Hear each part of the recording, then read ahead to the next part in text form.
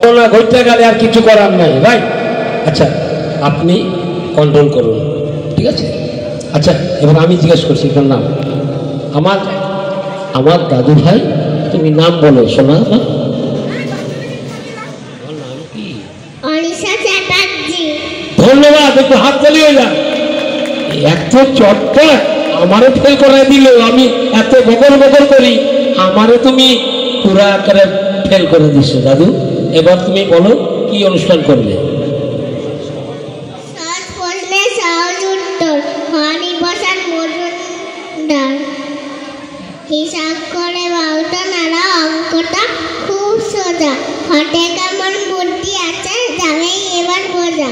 এখান থেকে বেউটা রাত 1 মিনিটের পথ, ট্রেন ট্রাম বাস কিচ্ছুটি নেই, ফর্সা চরণ নোট।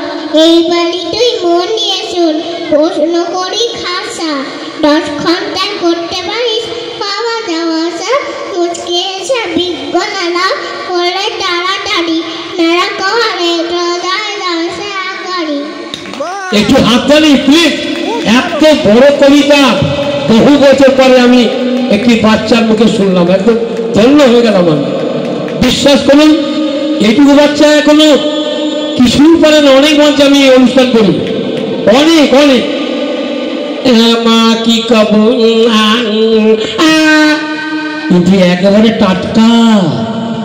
সত্যি ধন্যবাদ। আমি ধন্যবাদ দেবো না বাচ্চাটাকে, আশীর্বাদ করবো যদি এ বড় হলে কিছু করতে পারে।